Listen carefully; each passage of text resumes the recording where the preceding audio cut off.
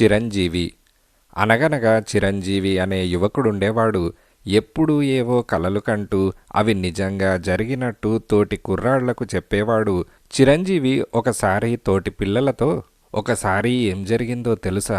గుర్రం మీద అడవిలో నుంచి వెళ్తున్నాను. ఇంతలో భూమంతా పెద్ద చప్పుడుతో కదిలిపోతోంది. భూకంపమనుకున్నాను.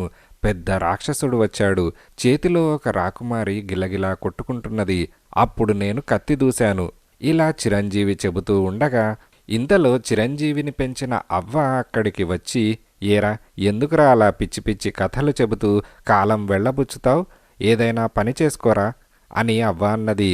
చిరంజీవి ఆ మాటలు వినిపించుకోలేదు. ఇలా కాదని అవ్వ ఏం చేయాలో తెలియక ఊరి బయట ఉన్న ఒక సన్యాసి దగ్గరకు చిరంజీవిని తీసుకొని వెళ్ళింది. సన్యాసి చిరంజీవి చేతిలో రేఖలు చూసి, ఆహా, మహారాజవుతాడు, రాజ్యాలేలుతాడు, నా మాటకు తిరుగులేదు అని సన్యాసి అన్నాడు. ఈ మాటలకు పొంగిపోయిన చిరంజీవి, అవ్వ, విన్నావా ఆయనేమన్నారో?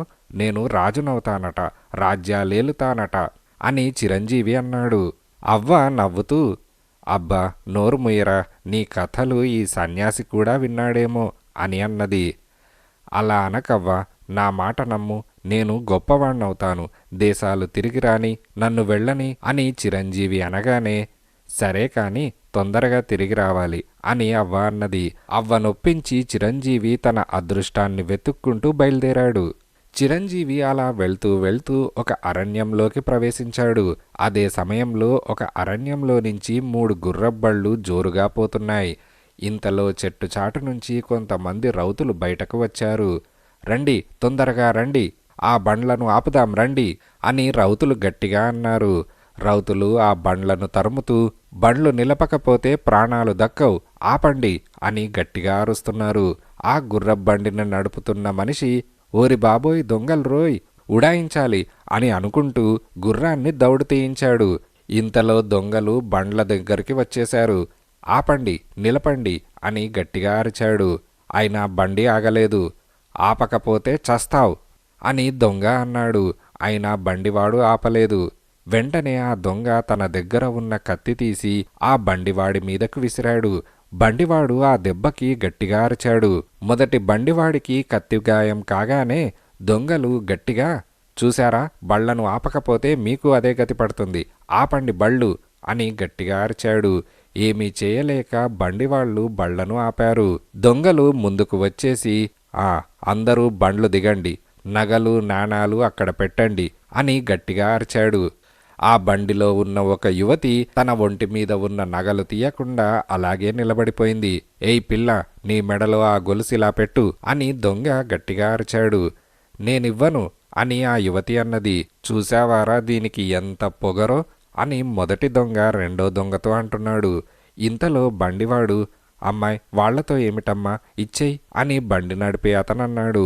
నేనివ్వను అని ఆ యువతి అన్నది. ఇంతలో దొంగ కత్తెత్తి ముందుకు వచ్చి, ఇవ్వకపోతే నీ తల ఎగిరిపోతుంది అంటూ కత్తి ఆమె మెడ మీదకు ఎత్తాడు. ఇంతలో ఎక్కడ్నుంచి వచ్చిందో ఒక బాణం దొంగ చేతిలోని కత్తిని ఎగరగొట్టింది. ఏయ్, ఎవడ్రావాడు అని దొంగ గట్టిగా అరిచాడు. ఇంతలో చిరంజీవి ముందుకు వచ్చి, నేనెవరో నీకే తెలుస్తుంది, నా దెబ్బ రుచి చూసే ముందు ఆ నగలు అవి అక్కడ పెట్టనివ్వండి. ఆడవాళ్ల మీద, ముసలివాళ్ల మీద కాదురా నీ ప్రతాపం, చవటల్లారా అని చిరంజీవి అన్నాడు. ఇంతలో మరో దొంగ కత్తి విసరబోయాడు. చిరంజీవి అది కనిపెట్టి వాడి చేతి మీద బాణం వేశాడు. వాడు గట్టిగా అరుస్తూ వెనక్కు పడిపోయాడు.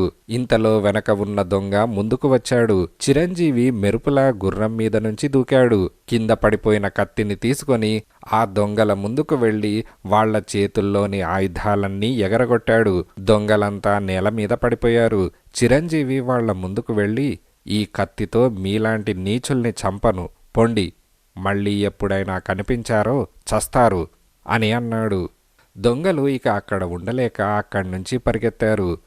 ఇంతలో అక్కడ బండి నడుపుతున్న ముసలాయన దగ్గరికి వచ్చి, అయ్యా, మీరెవరో సమయానికి దేవుళ్లా వచ్చి మమ్మల్ని రక్షించారు, తమ పేరు అని బండి నడిపే ఆయన అడిగాడు. చిరంజీవి అని చిరంజీవి అన్నాడు. ఇక వీళ్ళెప్పుడూ మీ జోలికి రారు, రండి, బయలుదేరండి, మిమ్మల్ని మీ ఊరు దాకా దిగబట్టి వెళ్తాను అని చిరంజీవి అన్నాడు. చిరంజీవి ఆ ప్రయాణికులను సురక్షితంగా వారి గ్రామాలలో దింపాడు. అయ్యా, మీ మేలు మేమెప్పుడూ మరవలేము. మీరు చిరకాలం చిరంజీవిగా ఉండాలి అని బండివాళ్లు ఎంతో కృతజ్ఞతతో చిరంజీవికి చెప్పారు. చిరంజీవి మళ్ళీ తన అదృష్టాన్ని వెతుక్కుంటూ తన ప్రయాణం సాగించాడు. చాలా దూరం ప్రయాణం చేశాడు. అబ్బా, దాహం, ఆకలి, ఎక్కడైనా విశ్రాంతి తీసుకోవాలి అని అనుకున్నాడు. కాసేపటికి ఒక గ్రామం సమీపించాడు. హమ్మయ్య, ఇక్కడేదైనా తినడానికి దొరుకుతుందేమో అని అనుకున్నాడు. అలా గ్రామంలోకి ప్రవేశించాడు. ఒక దగ్గర జనం గుమికూడి ఉన్నారు. ఏమిటా జనం, ఏం జరుగుతుంది చెప్పమా అని చిరంజీవి అనుకుంటున్నంతలో గుర్రం మీద ఉన్న ఒక భటుడు, అందరూ వినండహో, మహారాజుగారి జనన ఖర్చుల కోసం పన్నులు పెంచారహో అని గుర్రం మీద ఉన్న అతను గట్టిగా అరుస్తున్నాడు. పాపం నోరులేని ప్రజలు ఈ మాటలు విని ఏం చేస్తారు? కొయ్యబొమ్మల్లాగా నిలబడ్డారు. ఇప్పటికే పన్నులతో చస్తున్నారు.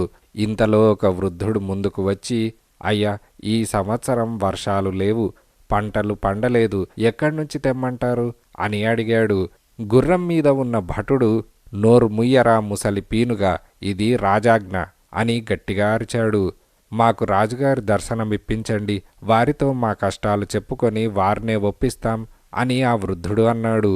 గుర్రం మీద ఉన్న భటుడు గుర్రాన్ని తోలే కంచితో ఆ వృద్ధుడి తల మీద గట్టిగా కొట్టాడు. వృద్ధుడు వెనక్కి పడిపోయాడు. ఇంతలో జనంలో నుంచి ఒక యువకుడు ముందుకు వచ్చాడు. నీచుడా, ముసలివాళ్ల మీద ఆడవాళ్ల మీద చూపించకురా నీ ప్రతాపం అని యువకుడనగానే, నోర్మొయ్ అని భటుడు గుర్రం మీద నుంచి అరిచాడు. ఇప్పటి నుంచి ఇక చిల్లి గవ్వ కూడా ఇవ్వలేం, వెళ్ళి రాజుగారితో చెప్పు అని యువకుడనగానే, రాజాజ్ఞ ధిక్కరిస్తే తలెగిరిపోతుంది, పన్నులక్కడ పెట్టండి అని భటుడన్నాడు. ఒక్క పైసా కూడా మా దగ్గర లేదు అని యువకుడన్నాడు. ఎంత పొగరు, ఆ గాడిదను పట్టుకోండి, వాడి తల తీయండి అని భటుడరిచాడు.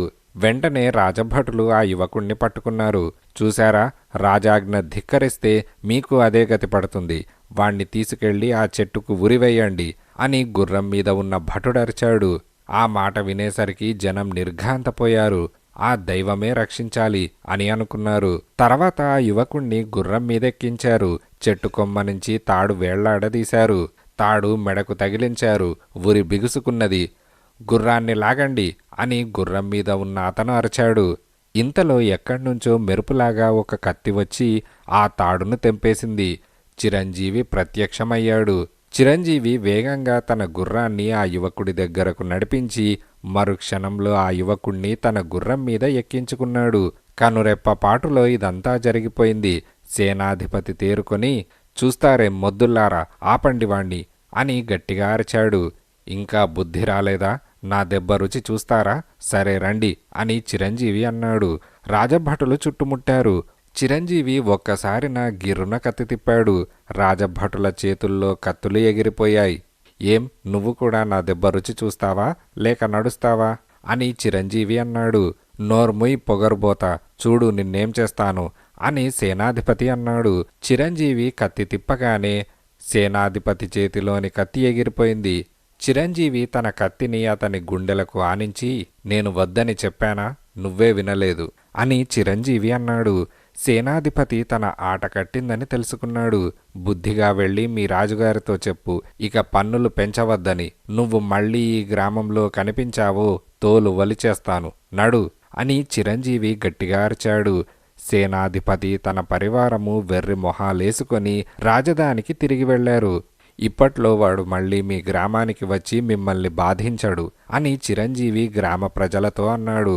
అయ్యా, సమయానికి మీరు దేవుళ్లా వచ్చి మా కుమారుణ్ణి రక్షించారు. తమ పేరు అని ఒక వృద్ధుడు అడిగాడు. చిరంజీవి అని చిరంజీవి అన్నాడు. ఇదిలా ఉండగా సేనాధిపతి రాజధానికి తిరిగి వెళ్ళి అక్కడ జరిగిన విషయాలన్నీ మంత్రితో చెప్పారు. మంత్రి ఆ మాటలు విని, సిగ్గులేదు, వెధవ మొహాలేసుకొని తిరిగొచ్చారు, ఎవడ్రా యువకుడు, వాణ్ణి బంధించి తీసుకొని రండి, పొండి అని గట్టిగా అరిచాడు.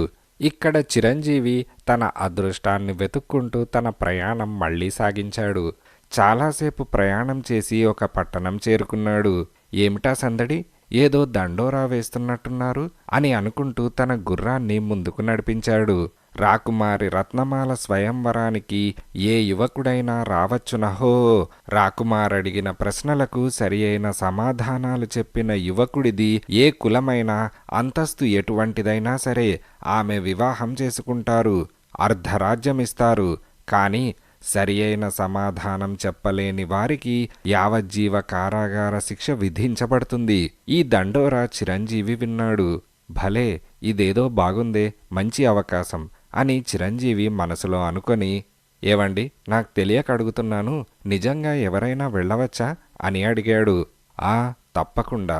యోజనాల దూరం నుంచి ఎందరో వచ్చారు.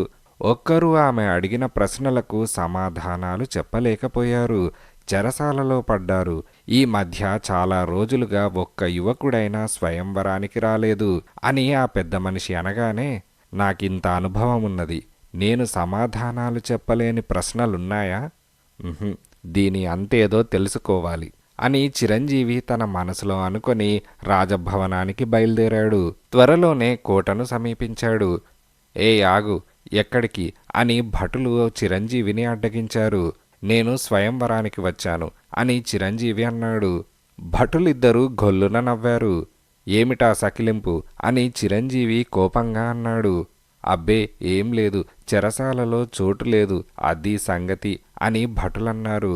నేను చెరసాలలో ఉంటానో రాజమందిరంలో ఉంటానో తేల్చుకుంటాను, లోపలికి వెళ్ళనివ్వండి అని చిరంజీవి అన్నాడు. భటులు చిరంజీవిని రాజమందిరంలోకి తీసుకువెళ్లారు. మహారాజా, ఈ యువకుడు రాకుమార్ అడిగిన ప్రశ్నలకు సమాధానాలు చెబుతాడట అని భటులన్నారు. అలాగా, సరే, రాకుమారిని పిలిపించండి అని రాజు అన్నాడు. కొంతసేపటికి రాకుమారి రత్నమాల ప్రవేశించింది. రాకుమారి చిరంజీవిని చూసి, బాగా ఆలోచించుకునే వచ్చావా అని అడిగింది. నువ్వు అడిగిన తర్వాతగా నేను సమాధానం ఆలోచించాలి అని చిరంజీవి అన్నాడు. ఎంత పొగరు అని రత్నమాల అన్నది. సరే అయితే విను, నువ్వెప్పుడైనా బంగారు పట్టణం చూశావా అని రాకుమారి అడగగానే, ఓ, చూశాను అని చిరంజీవి అన్నాడు. అయితే ఏం చూశావు, అక్కడ ఏముంది అని రాకుమారి అడిగింది. అబ్బబ్బా, అక్కడన్నీ బంగారమే, ఇళ్ళు బంగారం, వీధులు బంగారం, చివరికి మనుష్యులు కూడా బంగారం అని చిరంజీవి అంటూ ఉండగానే, ఆపు, ఈ అబద్ధాల కోరిని తీసుకెళ్లి చెరసాలలో పడేయండి అని రాకుమారి అన్నది. ఇంతకీ అసలు రహస్యమేమిటి అని చిరంజీవి తన మనసులో అనుకున్నాడు. భటులు వచ్చి చిరంజీవిని తీసుకెళ్లి చెరసాలలో పడేశారు. ఈ యువకుడెవరో గాని మంచి సాహసి, నా ప్రశ్నలకు జవాబు చెప్పగలడనుకున్నాను అని రాకుమారి తన మనసులో అనుకున్నది. చిరంజీవిని తీసుకువెళ్లి ఒక చెరసాల గదిలో పడేశారు. రాకుమారి అడిగిన ప్రశ్నకు సమాధానమేమిటా అని ఆలోచించసాగాడు. నిజంగా బంగారు పట్టణం ఎక్కడున్నది, దాని రహస్యమేమిటి?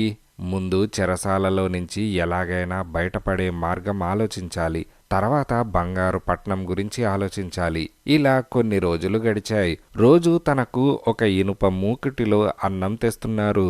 మిగిలిన మెతుకుల కోసం ఒక ఎలుక ఆ కన్నంలో నుంచి రోజూ వస్తుంది. ఈ ఇనుప మూకుటితో ఆ కన్నం పెద్దది చేయగలిగితే అని చిరంజీవి ఆలోచించి వెంటనే తన పని ప్రారంభించాడు. రోజు రాత్రి ఆ ఇనప మూకుటితో సొరంగం తవ్వడం మొదలుపెట్టాడు. ఇలా రోజూ తవ్వుతూ ఉంటే ఒకనాడు భటులు ఈ చప్పుళ్ళు విన్నారు. చిరంజీవి భటులు వస్తున్నారని పసిగట్టి వెంటనే చెరసాల గదిలోకి వెళ్ళి అక్కడ ఉన్న మంచం ఆ కన్నానికి అడ్డుపెట్టాడు. భటులు వచ్చి చిరంజీవిని చూసి, ఏయ్, ఏమిటా చప్పుడు అని అన్నారు. నేనసలు అదే నిన్ను అడుగుదామని అనుకుంటున్నాను. ఏమిటా చప్పుడు, నిద్ర పట్టక చస్తున్నాను అని చిరంజీవి అన్నాడు. ఆ రోజుకి ఆ గండం తప్పింది. కాపలా వాళ్లను వదిలించుకొని చిరంజీవి మళ్లీ సొరంగం తవ్వడం మొదలుపెట్టాడు. అబ్బా, ఇంకెన్ని రోజులు ఇలా తవ్వడం అని అనుకుంటూ అలానే పట్టు వదలకుండా తవ్వుతూనే ఉన్నాడు. ఇలా ప్రతిరోజు రాత్రిళ్ళు సొరంగం విసుగు లేకుండా తవ్వుతూనే ఉన్నాడు. ఒక చీకటి రాత్రి ఆఖరి మట్టి బెల్లు వచ్చేసింది. హమ్మయ్య, అదిగో వెలుగు, బతికాన్రా దేవుడా అని అనుకుంటూ నెమ్మదిగా బయటకు వచ్చాడు. కోటలో ఒక మూల తోటలో ఉన్నాడు. అటూ ఇటూ పరకాయించి చూసి ఈ చుట్టుపక్కల ఎవరూ లేరు అని అనుకుని కోట బురుజు నుంచి వేళ్లాడుతున్న ఒక లతను పట్టుకొని నెమ్మదిగా పైకి ఎగబాకాడు. కోట గోడ ఎక్కేశాడు. ఇంతలో గస్తీ తిరుగుతున్న కాపలావాడొకడు చూశాడు. ఏయ్, ఎవరక్కడ, ఆగు అని గట్టిగా అరిచాడు. చిరంజీవి మెరుపులాగా ఆ కాపలావాడి మీదకు దూకి ఒక్క చావు గుద్దిచ్చాడు. వాడు గోడ మీద నుంచి కింద పడిపోయాడు. ఇంతలో మరికొంతమంది రాజభటులు అక్కడికి పరిగెత్తుకుంటూ వచ్చి ఏయ్, ఆగు అని అరుస్తున్నారు. చిరంజీవి కోట గోడ మీద పరిగెత్తుతూనే ఉన్నాడు. ఇంతలో కోట గోడ అవతల మరో భటుడు గస్తీ తిరుగుతూ ఉండడం చిరంజీవి గమనించాడు. మరుక్షణంలో గోడ మీద నుంచి యువతల పక్కకు దూకాడు. రాజభటుడు గుర్రం మీద నుంచి కింద పడ్డాడు. చిరంజీవి ఆ గుర్రం మీద ఎక్కి చలో అని అన్నాడు. రాత్రంతా అలా గుర్రాన్ని తోలుతూనే ఉన్నాడు. ఒక అడవిని చేరుకున్నాడు. ఇక భయం లేదు, కాసేపిక్కడ విశ్రాంతి తీసుకుంటాను అని అనుకొని ఒక చెట్టు కింద హాయిగా నిద్రపోయాడు. ఇంతలో హఠాత్తుగా ఉలిక్కిపడి లేచాడు. లేచి చూసేసరికి చెట్టు తనను గట్టిగా పట్టుకున్నది. ఈ చెట్టుకి ఎవరి స్పర్శ అయినా తగిలితే వాళ్లను కొమ్మలతో గట్టిగా పట్టుకుంటుందన్నమాట. అబ్బా, దీని గుప్పట్లో నుంచి ఎలాగైనా బయటపడాలి. చిరంజీవి అతి ప్రయాస మీద తన నడుముకి ఉన్న కత్తిని తీశాడు. ఆ కత్తితో ఒక కొమ్మను నరికాడు. పట్టు వదిలింది, బయటపడ్డాడు. ఈ సందడిలో గుర్రం పారిపోయింది. కొంత దూరం వెనక్కు తిరగకుండా చిరంజీవి పరిగెత్తాడు. ఇంతలో ఎవరో అక్కడికి వస్తున్న చప్పుడు తనకు వినిపించింది. వెంటనే పక్కన ఉన్న ఒక చెట్టెక్కి దాక్కున్నాడు. ఒక పెద్ద పరివారంతో చాలామంది భటులు అక్కడికి వచ్చారు. ఆ పరివారంలో ఒకతను ఇంకా మనం ఎంత దూరం వెళ్ళాలి అని అడిగాడు. ఆ బంగారు పట్టణం గురించి చెప్పే ఆ సన్యాసి ఉండే చోటు ఇంకెంతో దూరం లేదు ప్రభు అని అందులో ఉన్న ఇంకొక అతను అన్నాడు. చెట్టు మీద పొంచి ఉన్న చిరంజీవి ఈ మాటలు విన్నాడు. బంగారు పట్టణమా, దాని రహస్యమా? ఆ బృందం కొంత దూరం వెళ్ళగానే చిరంజీవి చెట్టు దిగాడు.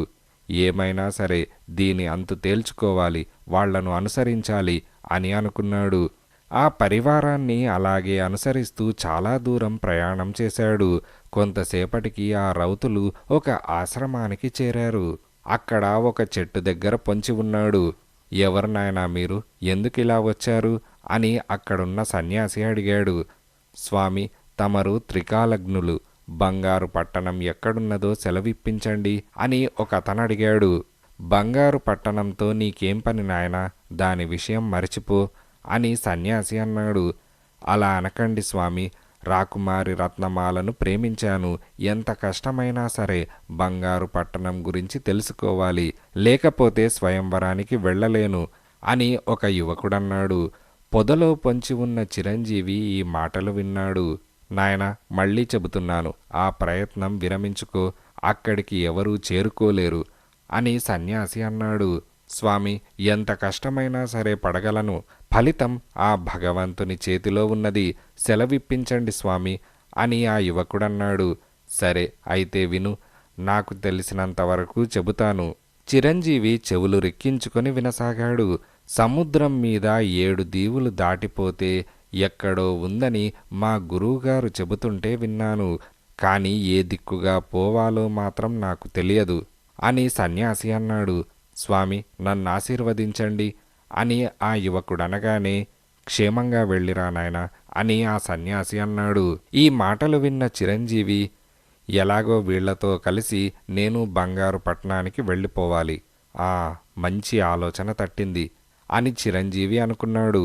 సన్యాసి దగ్గర సెలవు తీసుకొని వెళ్తున్న రౌతులు అక్కడ్నుంచి బయలుదేరారు. సముద్ర తీరం సమీపించారు. ఇంతలో అక్కడ ఎవరో పడుండడం చూశారు. ఎవరో పాపం మూర్ఛపోయినట్టున్నాడే చూడండి అని ఒక రౌతు అనగానే చిత్తం అని అంటూ ఒక భటుడు ముందుకు వచ్చాడు. చిరంజీవి అక్కడ మూర్ఛపోయినట్టుగా నటిస్తూ పడున్నాడు. భటుడు వచ్చి చిరంజీవిని లేపి ఏం జరిగింది అని అడిగాడు. నేను బంగారు పట్టణానికి చేరగలనా అని చిరంజీవి మెల్లిగా మూలుగుతున్నాడు. వెంటనే భటుడు, ప్రభు, ఈతగాడెవరో బంగారు పట్టణం గురించి ఏవో కలవరిస్తున్నాడు. నిజంగానా? వెంటనే నీళ్లు మొహం మీద చల్లండి అని ఆ రౌతు ముందుకు వచ్చాడు. చిరంజీవి కొద్ది కొద్దిగా కళ్ళు తెరుస్తూ, నా ఓడేది, నేనెక్కడున్నాను, నా పరివారమేది అని అంటున్నాడు. ఇంతలో ఆ రౌతు ముందుకు వచ్చి, అయ్యా లేవండి, ఏం జరిగిందో చెప్పండి, తమ పేరేమిటి అని ఆ రౌతు అడిగాడు. నా పేరు రంగభూపతి, బంగారు పట్టణానికి అధిపతిని అని చిరంజీవి అన్నాడు. అయ్యా బంగారు పట్నం ఎక్కడుందో చెప్పండి, మిమ్మల్ని అక్కడికి జాగ్రత్తగా తీసుకొని వెళ్తాను అని ఆ రౌతు అన్నాడు. చిరంజీవి చటుక్కున లేచి, నేను చెప్పను, ఆ బంగారు పట్నం ఎక్కడుందో అసలు నాకే తెలియదు అని చిరంజీవి అన్నాడు. అయ్యా అలా అంటే ఎలాగా, తమరే కదా ఆ పట్నానికి అధిపతి అని కలవరించారు అని ఆ రౌతు అన్నాడు. నేను అలాగన్నానా అని చిరంజీవి ఏమీ తెలియనట్టు నటిస్తూ అన్నాడు. మిమ్మల్ని సురక్షితంగా మా ఓడలో మీ పట్టణానికి చేరుస్తాను, మీ బంగారం మాకక్కర్లేదు, మీ రాజ్యం మాకక్కర్లేదు, మమ్మల్ని నమ్మండి అని ఆ రౌతు అన్నాడు. అయితే మీరు ఓడ దొంగలు కారా అని చిరంజీవి అడిగాడు. ముమ్మాటికి కాము, నా నిజాయితే రుజువు, కావాలిస్తే మా కోటకు రండి, నేను ఈ దేశానికి రాజుని అని ఆ రౌతు అన్నాడు. చివరికి చిరంజీవి వాళ్ల కోరిక ప్రకారం ఓడలో బయలుదేరాడు. అమ్మయ్య, చాలా పెద్ద నాటకం ఆడవలసి వచ్చింది. బంగారు పట్నం గురించి నాకు తెలుసునని వాళ్ళు అనుకుంటున్నారు, వీళ్ల సహాయంతో నేనెలాగైనా అక్కడికి చేరుకుంటాను అని చిరంజీవి మనసులో అనుకున్నాడు. ఇలా ఓడ నెమ్మదిగా కదిలింది. అలా వాళ్ళు ఓడలో 2 రోజులు ప్రయాణం చేశారు. అయ్యా ఏ దిక్కుగా వెళ్లాలో చెప్పండి అని సరంగు అడిగాడు. మీరు సరైన మార్గంలోనే వెళ్తున్నారు అని చిరంజీవి అన్నాడు. నాకేమీ తెలియదని వీళ్లకు అనుమానం రాకూడదు. అలా ఓడ హాయిగా సముద్రంలో వెళ్తోంది. ఇంతలో ఒకరోజు రాత్రి అలల తాకిడి ఎక్కువైంది. ఓడ అదుపు తప్పింది. ఓడలోని ప్రయాణికులంతా అటూ ఇటూ పరిగెత్తారు. సరంగు ఓడను దారి మళ్లించడానికి ప్రయత్నించాడు, కాని సాధ్యపడలేదు. ఓడ తిరగబడింది. అందులోని ప్రయాణికులంతా సముద్రంలోకి దూకారు. ఆ చీకటి వేళ ఎవరికి ఎటు ఈదాలో తెలియని పరిస్థితి. చిరంజీవికి స్పృహపోయింది. తెల్లవారి లేచి చూసేసరికి ఒక దీవిలో ఉన్నాడు. తను బాగా అలసిపోయాడు. లేచి నెమ్మదిగా నడవడం ప్రారంభించాడు. నిర్మానుష్యమైన ఆ దీవిలో చిరంజీవి చాలాసేపు తిరిగాడు, కాని అతనికి ఎటు వెళ్లాలో తెలియలేదు. చివరికి అతను ఒక చెట్టు కిందకి వచ్చి కూర్చున్నాడు. ఒక గండభేరుండ పక్షి వచ్చి ఆ చెట్టు మీద వాలింది. భారీ కాయంతో ఉన్న ఆ పక్షిని చూడగానే చిరంజీవికి ఆశ్చర్యం కలిగింది. వెంటనే దాని కాళ్లను పట్టుకున్నాడు. కాసేపటికి గండభేరుండ పక్షి గాలిలో ఎగరసాగింది. అలా ఆ పక్షి సముద్రం మీదుగా ఎగిరిపోతున్నది. దాని కాలు పట్టుకొని చిరంజీవి వేళ్లాడుతున్నాడు. అబ్బా, ఇంకా ఎంతసేపు, చేతులు లాగేస్తున్నాయి అని అనుకున్నాడు. చుట్టూ సముద్రం తప్ప ఎక్కడా నేల కనిపించడం లేదు. ఈ సముద్రంలో పడిపోతానేమో, అక్కడే ఉంటే అయిపోయేది అని చిరంజీవి తన మనసులో అనుకున్నాడు. అలా ఎంతసేపు ఎగిరాడో తెలియదు. చిరంజీవికి శక్తి క్షీణిస్తోంది. ఇంతలో దూరంగా ఏదో మెరిసిపోతూ అతనికి కనిపించింది.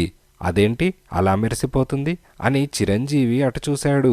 అదే బంగారు పట్టణం. కళ్ళు చెదిరిపోయేలాగా ఆ బంగారు పట్టణం మెరిసిపోతోంది. చిరంజీవి కళ్ళు చీకట్లు కమ్ముకుపోతున్నాయి. అతనికి పట్టుజారిపోయింది. కింద ఒక మేడ మీద పడ్డాడు. స్పృహ తప్పిపోయింది. తిరిగి కళ్ళు తెరిచేసరికి ఒక హంసతూలిక తల్పం మీదున్నాడు. ఏం జరిగింది, నేనెక్కడున్నాను అని అనుకున్నాడు. ఇంతలో ఒక సుందరి ఆ గదిలోకి ప్రవేశించింది. చిరంజీవి ఆమెను చూసి, నేనెక్కడున్నాను, ఇంతకీ నువ్వెవరు అని అడిగాడు. నేనెవరో తర్వాత చెప్తాను, ముందు నువ్వెవరో చెప్పు, ఇక్కడికెలా వచ్చావు అని ఆమె అడిగింది. చిరంజీవి కొంచెం తేరుకొని, నేనొక రాజకుమారుణ్ణి, నా పేరు చిరంజీవి అని అన్నాడు. నా తండ్రి ఈ బంగారు పట్టణానికి అధిపతి, నా పేరు మందారమాల అని ఆమె అన్నది.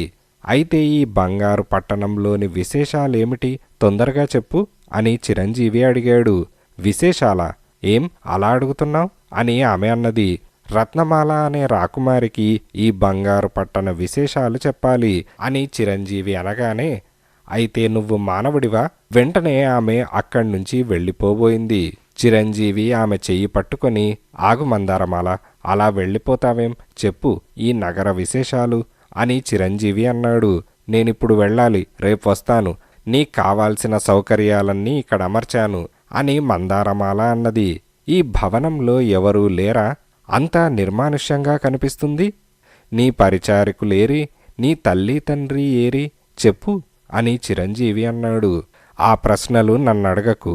మరో విషయం, ఇక్కడ్నుంచి కదలకు, ఈ ఉత్తరాన ఉన్న భవనంలోకి మాత్రం వెళ్లకు అని మందారమాల అన్నది. ముందు నేనడిగిన ప్రశ్నలకు జవాబు చెప్పు అని చిరంజీవి అన్నాడు. నన్ను వదులు, నేను వెళ్ళాలి అని ఆమె మరుక్షణంలో చిత్రంగా అతని చేతిలో నుంచి మాయమైపోయింది. చిరంజీవి అటూ ఇటూ పరికించాడు. అదేంటి చిత్రంగా మాయమైందే? పోనీలే, అయినా ఆమె చెప్పినట్టుగానే ఫలహారాలన్నీ సిద్ధంగా ఇక్కడే ఉన్నాయి, ముందు ఆకలి తీర్చుకుంటాను అని అనుకుంటూ చిరంజీవి అక్కడ ఉన్న ఫలహారాలన్నీ తినేశాడు. హమ్మయ్య, కడుపు నిండింది, ఇక పరిశోధన మొదలు పెట్టాలి. చిరంజీవి పర్యటన ప్రారంభించాడు. రాజభోగాలకు కావాల్సిన సామాగ్రి అంతా ఉంది, కానీ అవి అనుభవించడానికి మనుషులు మాత్రం లేరు. విచిత్రం, అద్భుతమైన నర్తనశాలలున్నాయి, కానీ నర్తకులు లేరు. అక్కడ సుందర ఉద్యానవనాలు, సరస్సులు ఉన్నాయి, రాకుమారికి పరిచారికలు లేరు. ఏమిటి వింత? ఇదే కాబోలు ఈ బంగారు పట్టణ రహస్యం. లేదు, ఇంకా ఏదో ఉన్నట్టున్నది, తెలుసుకోవాలి అని చిరంజీవి అనుకొని పట్టణంలోని వీధులన్నీ తిరిగాడు. అంతా నిర్మానుష్యం. ఎంత చక్కని భవనాలు, ఒక పిట్టైనా కనిపించదు అని అనుకుంటూ చిరంజీవి నడుస్తున్నాడు. ఇదిలా ఉండగా అదే సమయంలో అక్కడ మందారమాల, ఎవరో మానవుడు మన పట్టణంలోకి వచ్చాడు అని అన్నది. ఏంటి, మానవుడిక్కడికి రాగలిగాడా? ఆశ్చర్యం అని ఒక వృద్ధుడన్నాడు. అవును, వచ్చాడు, బంగారు పట్టణ రహస్యమేమిటో చెప్పమన్నాడు అని మందారమాల అన్నది. అయితే రా, అతగాణ్ణి చూపించు అని ఆ వృద్ధుడన్నాడు. ఇదిలా ఉండగా అక్కడ చిరంజీవి తన పరిశోధన ప్రారంభించాడు. ఏంటి వింత, ఇంత చక్కని పట్టణంలో మనుషులే లేరా? మందారమాల ఆ ఉత్తరం వైపున్న భవనం పక్కకు వెళ్ళవద్దందే. ఎందుకు? అక్కడ ఏమో ఉన్నది, తెలుసుకోవాలి అని చిరంజీవి అనుకుంటూ ఉత్తరం వైపున్న భవనం సమీపించాడు. ఈ పట్టణ రహస్యం ఇక్కడే ఉందేమో, ఎక్కి చూద్దాం అని చిరంజీవి అనుకున్నాడు. ఆ మెట్లు ఒక పెద్ద తలుపు దగ్గరకు తీసుకువెళ్ళాయి. అబ్బా, ఎంత పెద్ద తలుపు అని చిరంజీవి ఆ తలుపుని చూశాడు. తోసి చూద్దామనుకొని నెమ్మదిగా తలుపు తోసి చూశాడు. ఆ నిశ్శబ్దంలో నుంచి రెపరెపా చప్పుడు వినిపించింది. ఒక్కసారిగా గబ్బిలాలన్నీ మీదకి వచ్చాయి. అబ్బా, హడలి చచ్చాను, గబ్బిలాలా అని చిరంజీవి అనుకొని లోపలికి వెళ్ళాడు. లోపల పరిశీలించి చూశాడు. అక్కడ ఏమీ లేదు. అలా వెళ్తూ ఉండగా అతనికి ఇంకో తలుపు కనిపించింది. మెల్లిగా ఆ తలుపును సమీపించగానే ఉష్షని పెద్ద శబ్దం చేస్తూ ఒక సర్పం కనిపించింది. ఈ తలుపు వెనకాల ఏదో రహస్యమున్నది, ఈ పామును చంపితే గాని లోపలికి వెళ్ళలేను అని అనుకొని చిరంజీవి అటూ ఇటూ చూశాడు. అతనికి గోడ మీద ఒక కత్తి కనిపించింది. వెంటనే కత్తి తీసుకొని పాము మీదకెత్తాడు. పాము బుస కొడుతూ చిరంజీవి మొహం మీదకి వచ్చింది. చిరంజీవి ఒక్కసారిగా వెనక్కి పడ్డాడు. మళ్ళీ తేరుకొని కత్తిని మెరుపులా తిప్పుతూ ఈసారి పాము తల నరికేశాడు. తలుపుకు ఉన్న పాము కళేబరాన్ని లాగేశాడు. తలుపు నెమ్మదిగా తెరిచి లోపలికి వెళ్ళాడు. 2 అడుగులు ముందుకు వేశాడు. ఒక్కసారిగా ఆశ్చర్యపోయాడు. చిత్రం, అచ్చం రత్నమాలలాగా ఉండే బంగారు విగ్రహం. ఇదే కాబోలు ఆ బంగారు పట్టణ రహస్యం. వెంటనే మన దేశానికి చేరుకోవాలి అని చిరంజీవి అనుకొని బయటకు వచ్చేశాడు. ఉత్తరాన మరో తలుపు కనిపించింది. చిరంజీవి అటు చూశాడు. తలుపు తెరిచాడు. కిందకి మెట్లున్నాయి. వెంటనే కిందకు దిగాడు. అక్కడ ఒక ఉద్యానవనం, పక్కనే బంగారపు గుర్రం విగ్రహమున్నది. ఆ బంగారు గుర్రం మీదకు ఎక్కి చూశాడు. దానిలో ప్రాణం వచ్చినట్టు ఒక్కసారిగా కదలసాగింది. గుర్రం వేగంగా ముందుకు పరిగెత్తి పక్కన ఉన్న కొలనులో చిరంజీవిని పడేసింది. చిరంజీవి పూర్తిగా మునిగిపోయాడు. పైకి ఈదుకుంటూ వద్దామా అని అనుకున్నంతలో చిరంజీవికి నెమ్మదిగా కళ్ళు మూసుకుపోయాయి. ఇంతలో మందారమాల ఆ వృద్ధుణ్ణి తీసుకొని అక్కడికి వచ్చింది. నాన్నగారు మునిగిపోతున్నాడు అని మందారమాల అన్నది. పర్వాలేదు, మునగని అని వృద్ధుడన్నాడు. ఈ ఉత్తరపు దిక్కుకు వెళ్ళవద్దని ఎంతో చెప్పాను, కాని విన్నాడు కాడు అని మందారమాల అన్నది. అమ్మాయి, ఇక నువ్వు ఉత్తరపు భవనానికి వెళ్ళవచ్చు. నాన్నగారు, అక్కడికి వెళ్తే నాకు ప్రమాదమన్నారు కదా అని మందారమాల అన్నది. ఇప్పుడు నిర్భయంగా వెళ్ళమ్మా, నీకేమీ భయం లేదు, వెళ్ళు, నేను చెప్పానుగా అని వృద్ధుడన్నాడు.